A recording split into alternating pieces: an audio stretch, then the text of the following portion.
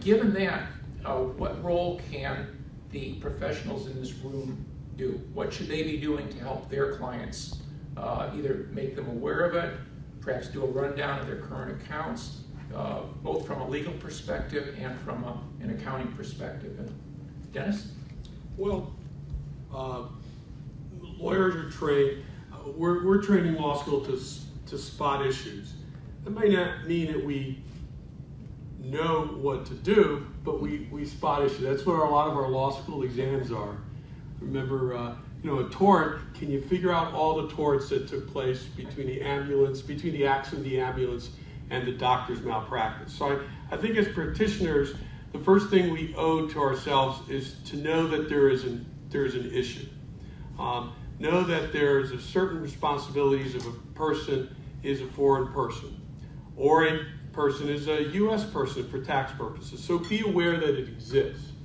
Then, depending on what your particular area of practice is, if you're an estate planning practitioner and your client is coming in for estate planning, ask them, do you have children? Who are your children? Are you married?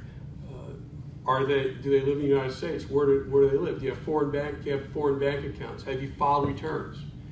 Once a determination is made, for example, that the person has children that are maybe U.S. persons that have lived abroad and they haven't filed returns, spot the issue, and then if it's something that you can handle, then you handle the issue. And if it's something that you can't handle, then there's fine lawyers and CPAs available. So I'd say that's the first thing that we have a duty to our clients to understand, and then I would work from there. And all the other thing is what makes a U.S. person for tax purposes.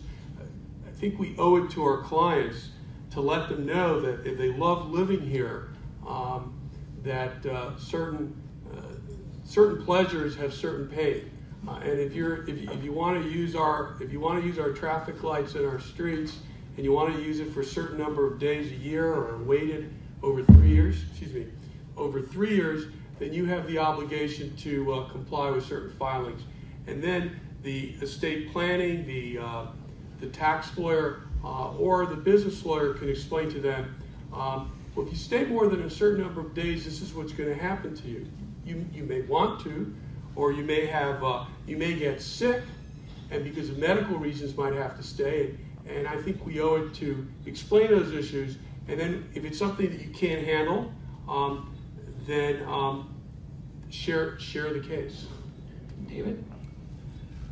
I think that the most important thing that you can do is educate your client base, both the clients that are individuals and the clients that are entities.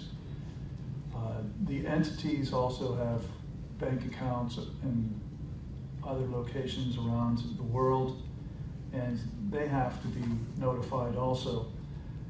I think that the most important thing that you can do is make them aware that FATCA exists. And the sooner that you do that, the better, because there is so much that needs to be done that if you wait until the end, which I'm setting down as June 30th of 2013, there'll be too much to do to accomplish it in a timely manner. So the sooner that you can notify your clients that FATCA is coming, the sooner they can come to you and tell you what the problems are. Because I think that once you advise them of what it is that is coming, they'll be coming to you to tell you what the problem is. At that point, it's just fundamental that you understand what it is that they want to accomplish and decide whether or not you can assist them. That's all that an attorney can ever do, and I don't see anything different about this issue than any other issue. Stephen? Go ahead, David. I think the other thing that can be done in notifying them about FATCA is at the same time, I think you have to give them a little bit of a background with regard to the voluntary disclosure programs. Because people will tend to say, oh, this isn't really happening, it's not going to come.